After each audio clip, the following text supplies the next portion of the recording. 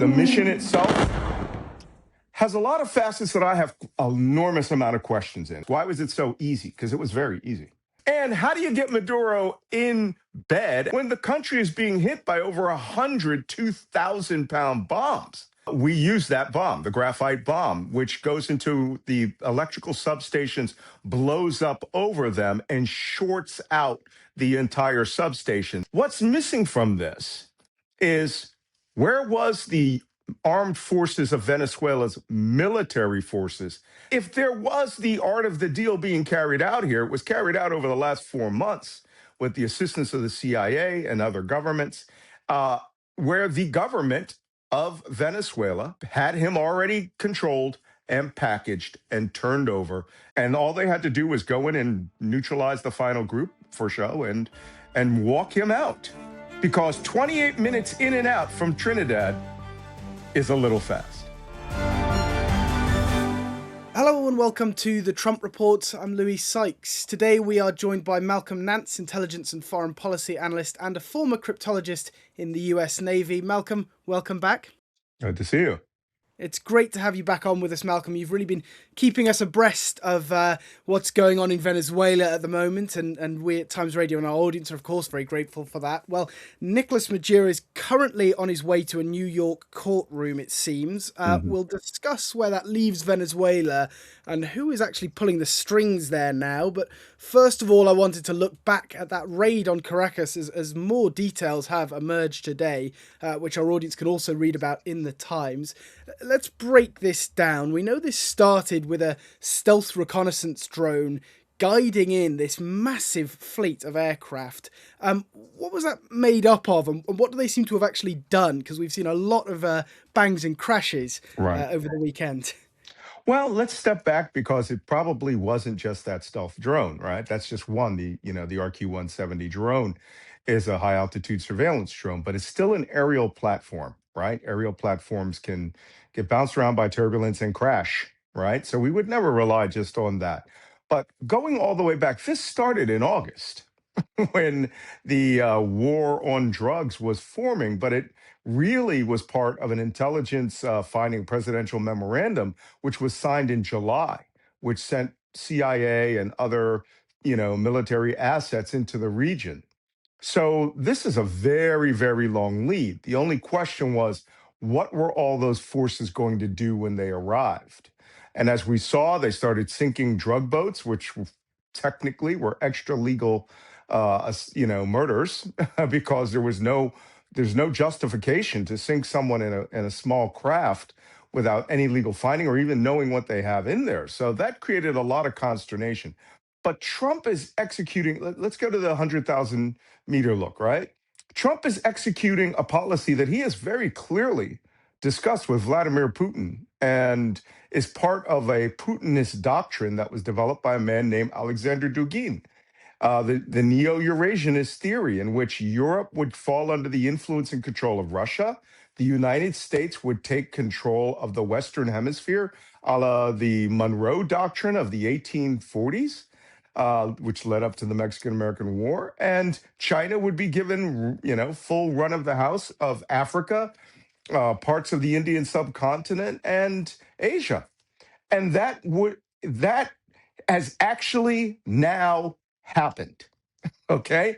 Everyone thought that's fanciful. The Atlantic Alliance set in 1941, which has been going right up until the day we attacked Venezuela, has been about the maintenance of those ties between Europe and the United States and a rules-based world order.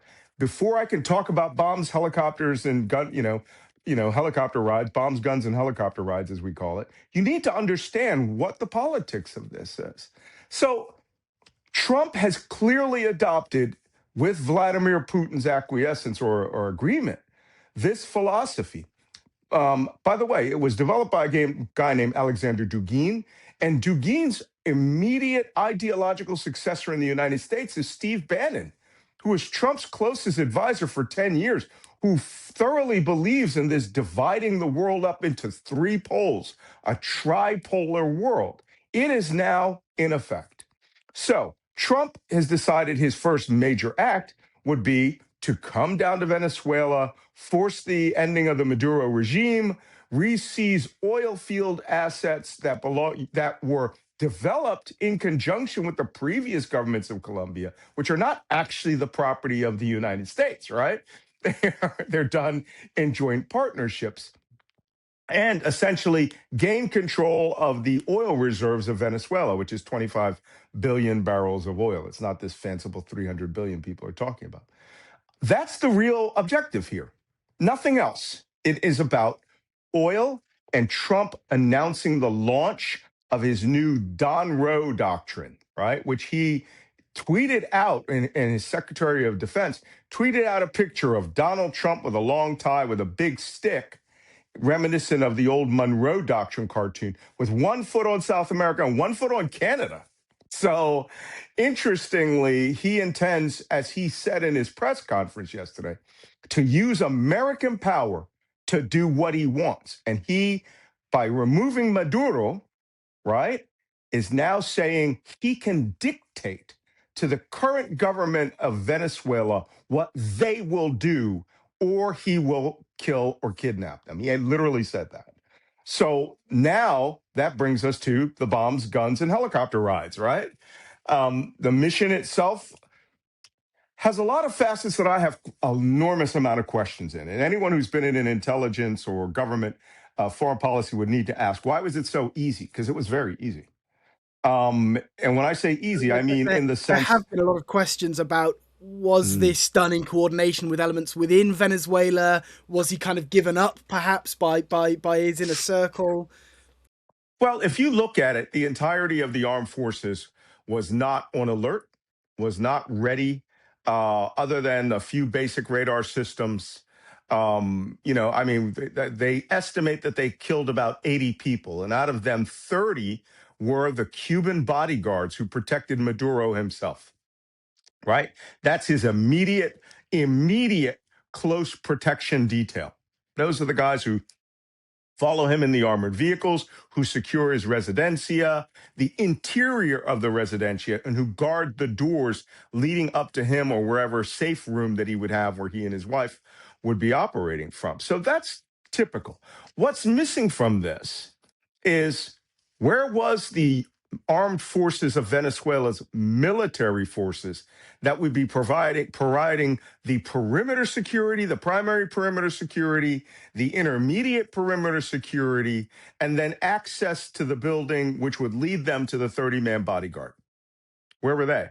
Another group that we would want to know is, why would the police, who would be closing the roads leading up to a residencia, where were they? So, and how do you get Maduro in bed, as they allege that he jumped up and was running to his safe room, when the country is being hit by over 100 2,000-pound bombs? Right? No one's going to sleep through that. I mean, I've been through some hairy stuff, but no one's going to sleep through when you can see out his window the city being bombarded. He would have already been, by his personal security detail, brought to a safe room, sequestered in there with a lot of security. He himself, like Saddam, they would have had their own weapon with them, right? Fascinating story. Leads a lot of questions to make the opposition claim that it was a negotiated withdrawal, negotiated transfer, right? And that negotiated transfer could have been carried out by anyone in the government, one of two people, actually. What's his name? General Vladimir Pedrino Lopez, the Minister of Defense, who had the resources to fight the Americans and didn't. Minimal gunfire was happening. One surface-to-air missile was launched at one military base. Minimal gunfire. And the Minister of the Interior, right? Diosdado Cabello. This guy controls a 500,000 person paramilitary force. So if there was the art of the deal being carried out here, it was carried out over the last 4 months with the assistance of the CIA and other governments, uh, where the government of Venezuela had him already controlled and packaged and turned over. And when Delta Force landed, they landed on a compound that, was already secure. And all they had to do was go in and neutralize the final group for show and walk him out. Because 28 minutes in and out from Trinidad is a little fast. Yeah. Well, and we talk about the signs that Maduro would have seen that this was about to happen. Well, the Not Chinese just told that, him. but well, indeed, not just the explosions themselves, but we're told the entire power supply to Caracas was cut off. That's likely been done by something called a BLU 114B graphite bomb. Right. Um, is that what was used? Do we think? How does that work? And would that fit That's the profile? that's possible. The first time that this weapon came into use, some of you might remember back in the 1990s when we bombed Belgrade, Serbia. We were having the micro Serbia war. We used that bomb, the graphite bomb, which goes into the electrical substations, blows up over them, and shorts out the entire substation. That, of course, cuts all electrical power to whatever sector of the city you want. The entire city wasn't done, and we could see from videos that parts of the city were in operation. But if it's going to be the pathway to where you're going to up in the residencia and all these things, yeah, that would have happened. Another thing that makes you ask questions, did he have no senior staff? you know, I mean, everyone has a chief of staff, everyone has butlers. In these compounds, you have an intelligence staff, you have a liaison to the commander of the armed forces who would have his own secure communications to you. So the whole he was in his bed just doesn't work. He maybe he has an operations center in there where he's watching for this. And of course, everyone knows the Americans like to fly in, right? We like to fly in, do the bin Laden on you, and get out. He should have been prepared for the idea that he was going to be killed. And 30 men is not enough to protect you, right? When you're talking about a massive military force. Also, he had no idea. Did he even know that it was a raid versus an invasion? Because at my first blush, I thought, based on some of the reporting, it was an invasion where we were landing Marines because there were some misidentifications of helicopters and things like that. But in fact, it was all U.S. special operations and the thing we do the best, which is drop bombs on you before you even know what's going on. And I'm interested as well in that special operations team that went in Mhm. because they were reportedly assisted by U.S. law enforcement. They even had an FBI hostage negotiator with them. Apparently, if they thought that Maduro was going to lock himself in a safe room and they'd have to get him out. Yeah. Um, is that a standard composition for this sort of snatch and grab, or something they've done bespoke for Maduro? What does that tell us about how this operation was put together? Well, every mission is bespoke, right? But this is 1989. This is Manuel Noriega being holed up in first his residencia and then going over to the Papa Nuncio, right? Where they had to blast him out with music, white noise, and negotiations over 2 weeks, right? Same scenario drug lord, holed up, arrested, brought out. The premise of this military operation, which let no one make a mistake, when they say it was a law enforcement operation, that is just a lie.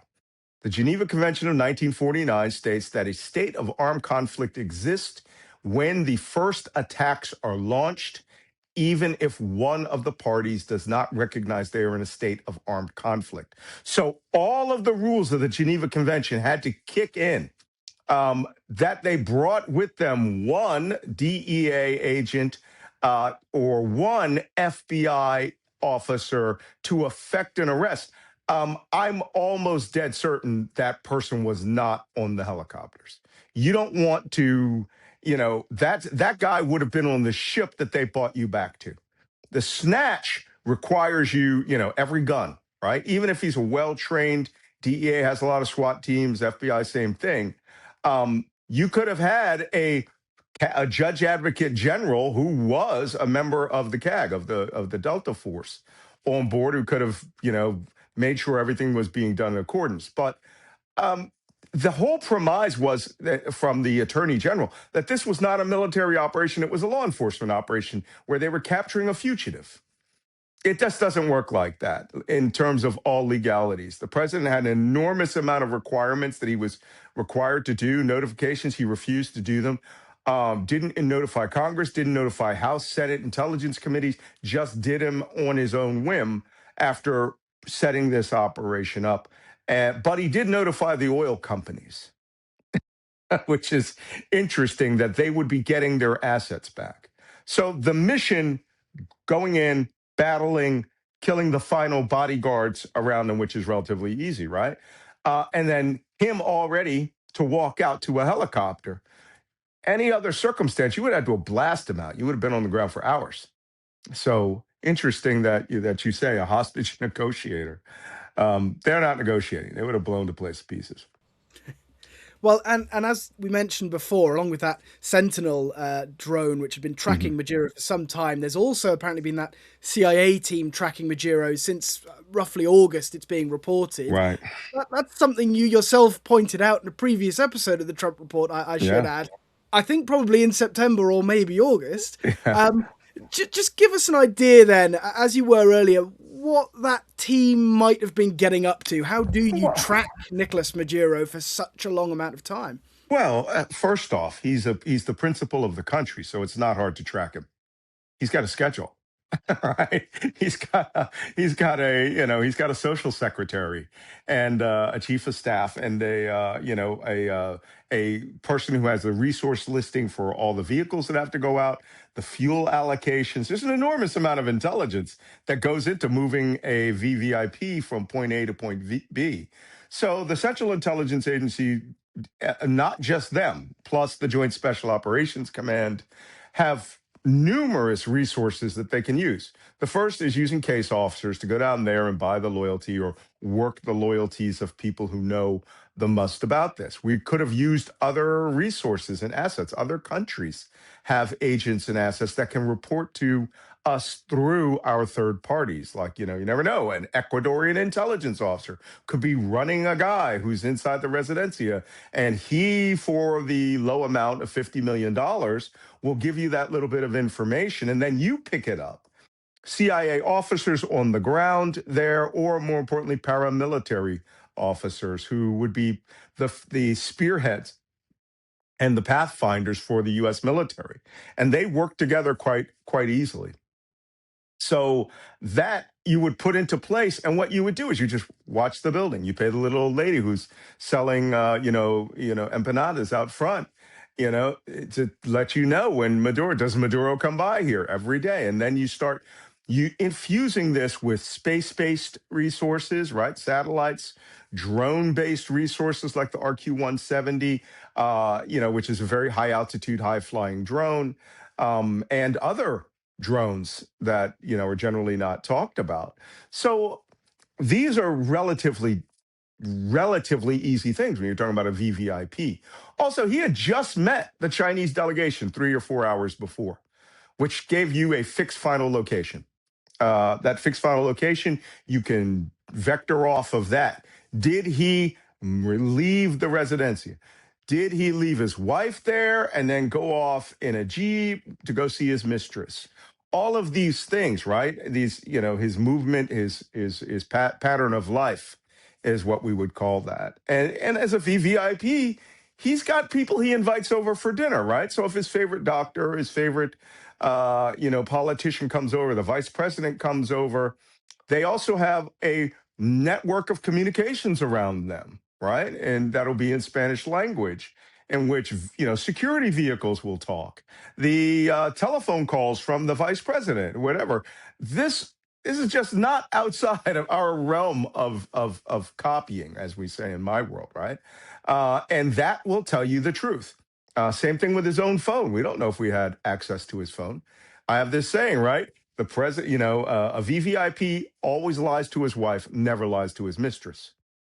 So if he knew something was really coming, he'd be telling his boo boo to go get the kids or get your stripper clothes and take a suitcase and go over to the holiday, the Intercontinental, or go to Colombia. That's real. It's not a joke, and then of course he leaves the fat wife behind. So this is multiple layers. When you're talking about an operation that is focused on a single individual or a terminus, or one single place, we can put an enormous amount of national and international resources into it. Now that was done. The key question is, there's this poem by Rudyard Kipling about, I have six faithful serving men, which is who, what, when, where, why, right? Those are the keys to intelligence. But the key word is always why. Why did we do it this way? The terminal effect of removing Nicolas Maduro and his wife only, right? Killing his Cuban bodyguards. Why? What was the effect that you expected? Did Maduro negotiate his own self out? Did Maduro, why? Then did the opposition, as the opposition says, it was a negotiated exit? Was the Minister of Defense the opposition? Right? Because this looks closer to a soft coup, where there usually, when there's turmoil, where there's a change of regime, there's gunfire, bank robberies, crime goes out the window, law goes world without rule of law goes into effect. The criminal gangs, the Tren de Aragua, they could be running cities right now and living in the central bank with tons of gold. They could be running the country. Why did none of this happen? So Indeed. And yeah, I mean, Nicolas Maduro himself seems pretty upbeat about the whole situation. He's come off double thumbs up, this right? plane on the way. Exactly. He's come off the boat, flown into New York. He's probably in a New York courtroom as we're speaking, and yet every time he's caught on a camera, he's smiling, thumbs up, waving, saying "Happy New Year" to the DEA agents. I've seen Where that before. where does Yeah. this leave Venezuela itself, though? I mean, let's kind of lay out the pieces if we can here. In the aftermath, we, as you've noted, there's possibly even Cuban troops in Venezuela, maybe as many as 20,000. The rest of the Venezuelan military seems to be intact there. There's Hmm. government-backed militias. There's even Colombian guerrilla groups around the western border, and of Right. course. FARC. The U.S. Navy, and that naval group is still off Venezuela's northern shores. Who's in charge as of today, Monday, and what is the risk of this actually destabilizing?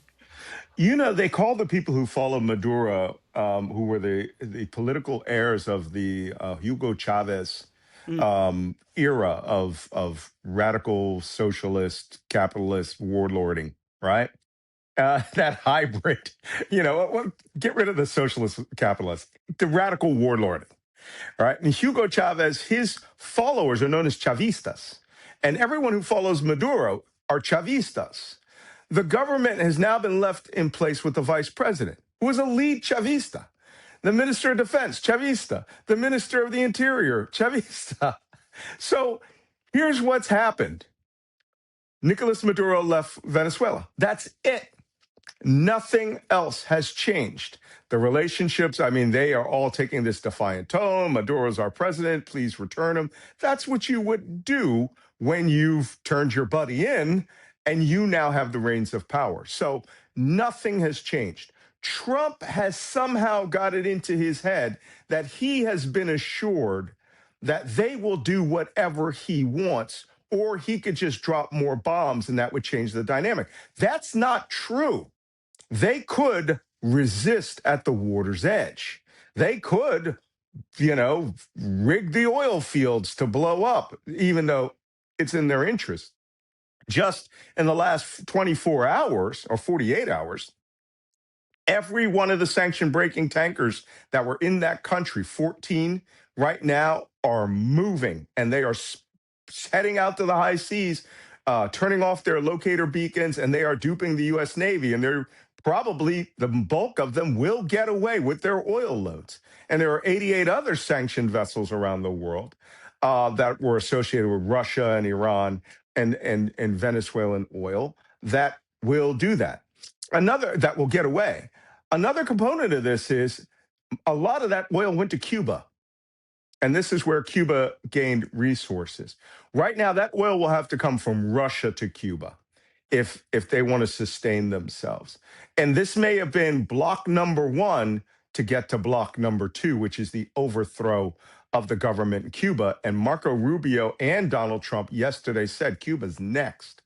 If that's the case, now I think we've been here before. It was called the Spanish American War, right? It was started on a false flag operation, an accident that occurred in the USS Maine's boiler system, and we took over Cuba and the Philippines, fighting Spain in that way.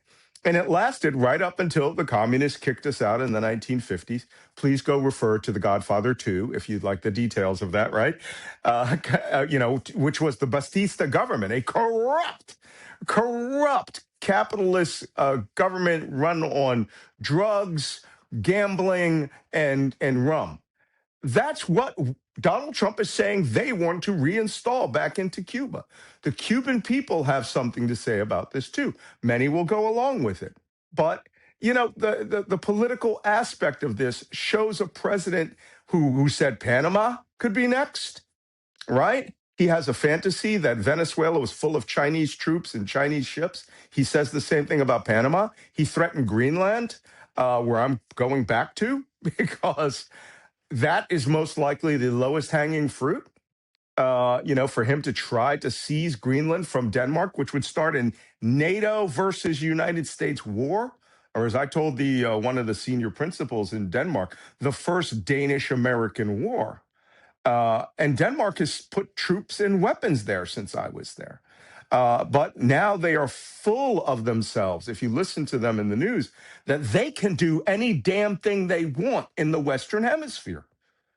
This is madness. And right now, because there is no Congress to control them, there's a Duma, right? A Russian state-like government that just rubber stamps everything, a Politburo that rubber stamps anything Trump does. But people will start dying soon if we execute any of these ridiculous fantasies. Actually, when you and I spoke about Greenland, there's 50,000 people there. There are 30,000 high caliber silenced caribou hunting rifles there of 300 Win Mag or higher. I mean, these guys, you think these people won't defend their sovereignty, then somebody will pull the full avatar on you, right? They will stand up against you. And you think that they're a bunch of peace-loving hippies, or they're Cubanos who are just going to roll over and say, yay, we can all go to Miami. This could get very, very nasty. And it's not even clear if this is quite yet mission successful in Venezuela, is it? I mean, over the weekend, Trump announced that there was going to be a U.S. occupation of Venezuela. Marco Rubio since walked that back, but there does, as you say, still seem to be this plan to somehow take control of the oil industry. Can the U.S. military snatch and grab an entire oil industry? I mean, where does this go next? Let's give Trump credit for one time being accurate with his words. Okay. And this is, just mark it down on a calendar because this is rare. He said, we will run Venezuela.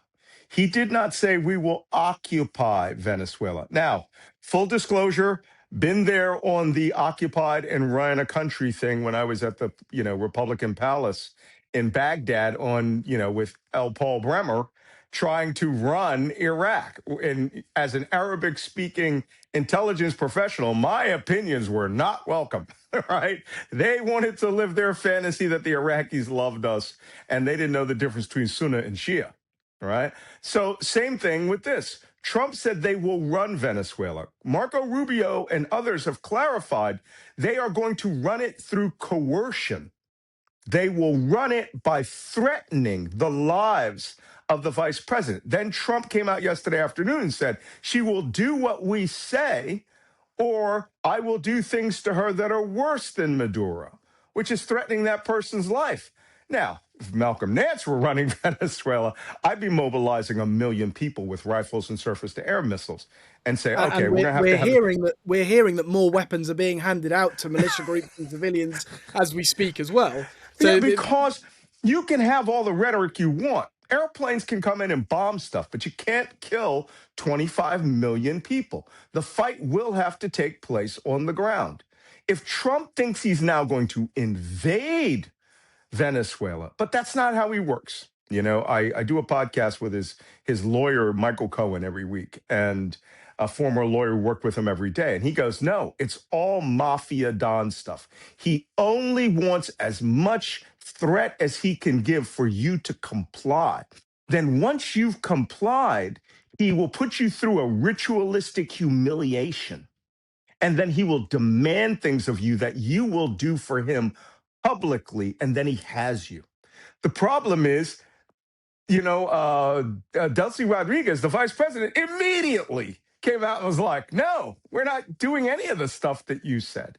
Trump seems to think that he has somebody there. A lot of people there are saying, "You now have a big stick. You can kill anyone. You can snatch anyone." It was only by the grace of God that a helicopter wasn't shot down. Although one of the helicopters that was a troop carrier was badly damaged, and several U.S. personnel were shot and wounded. That already plays lie to the rumor or to the statement they made that there were zero casualties. And you don't know if someone's going to die from their injuries, But that being said, you can threaten all you want. As I said in one of my tweets, if you don't take that place and change it fundamentally, your bite at the apple is over. It's the next bite where they could say, "Hey, we're mobilizing the country, we're nationalizing the oil, you're never getting this back. Come and take it." Now you're in a street fight. You're in a jungle fight with people with flip flops, and we have never won a war against people in flip flops. So we can say for certain, as of right now, the Venezuelan military and government, they're still in control of Venezuela. 100%. Oh, let me rephrase that. That's not true. 99.8%. The 0.2% is Maduro, right? He's gone. Nothing has changed. And whoever is saying that it's regime change, and there were not public outcries of excitement and cheers in the streets. Every video we have seen was either AI generated by Elon Musk or was in Miami. Okay. And here's the kicker: Trump has already removed the protective status against the 600,000 Venezuelans in the United States. Mark my words, in the next 48 to 96 hours, Trump will come out and say, "I am sending all the Venezuelans back because the country has gone with Maduro and you're safe." No, the entire regime that forced those people out is still intact, and they have long memories, and he would be sending many people back to their deaths. But this is also immigration warfare is also a component of his, right? Cleansing America of Latinos.